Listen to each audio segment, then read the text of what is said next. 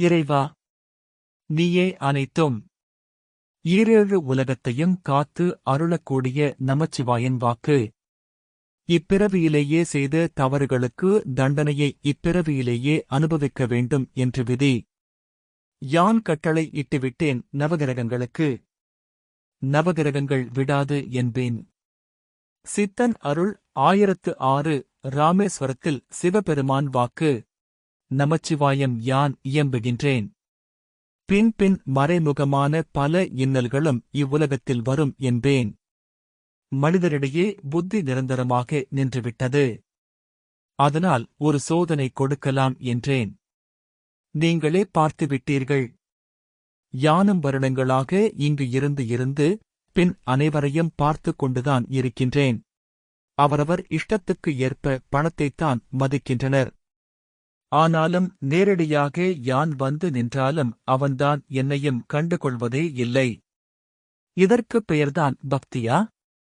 பக்தி செலுத்த கோபங்கள், தாபங்கள் விலக்க வேண்டும் என்றால்தான் என்னை அடையலாம். யான் நல்முறையாய் செய்வேன் என்று உணர்ந்து அகத்தியனும் பூமியில் சுற்றிக் கொண்டிருக்கின்றான் என்பேன். ஆனாலும் அகத்தியனை வழிபடு என்று சொல்லியெல்லாம் போய் பித்தலாட்டங்கள். யான் ஏற்கனவே அகத்தியனுக்கு சொல்லிவிட்டேன். ஆனால் அகத்தியனோ, பார்ப்போம், என் பக்தர்கள் மெய்யானவர்கள் இவ்வுலகில் உண்டு என்றான்.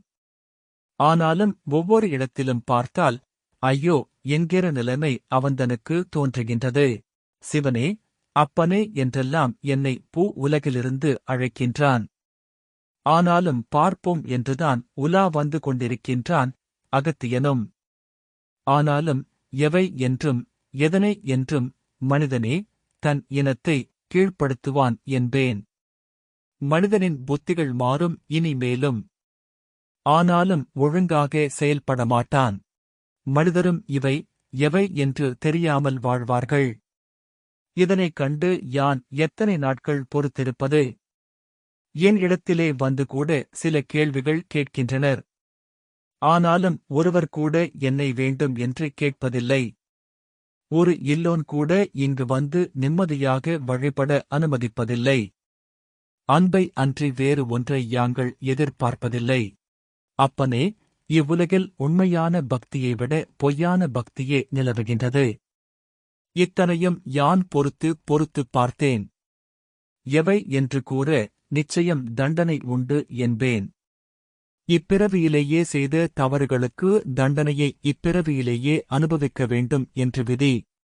யான் கட்டளை இட்டுவிட்டேன் நவகிரகங்களுக்கு. நவகிரகங்கள் விடாது என்பேன். ஒவ்வொருவரும் மனசாட்சிப்படி நடக்க நன்மைகள் விளையும். தவறு செய்தால் அவந்தனுக்கு அப்பொழுதே தண்டனையை யானே கொடுப்பேன் என்றேன். பல கோடி ஞானியர்களும் தெரிந்து கொண்டுதான் இருக்கின்றனர் இங்கே. இங்கு நிச்சயமாய் சித்தர்கள் ஆட்சி வரும்.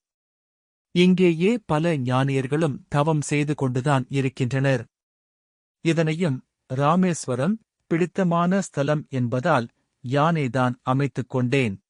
இதன் சரித்திரத்தை யாரும் சரியாக கணிக்கவில்லை என்பேன். எப்பொழுது ராமனும் சீதையும் இங்கு வருவார்கள் என்பதும் எந்தனுக்கு தெரியும்? சித்திரை மாதத்தில் ராமனும் சீதையும் வந்து வணங்கி பின் நல்முறையாய் இங்கே உறைவார்கள்.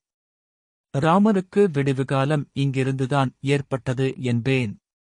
எமது ஆசிகள் அனைவருக்கும் உண்டு. ஓம் அன்னை ஸ்ரீ லோபாமுத்ரா உடனுரை தந்தை அகத்திய மாமுனிவர் திருவடிகளில் சமர்ப்பணம். சர்வம் சிவார்ப்பணம்.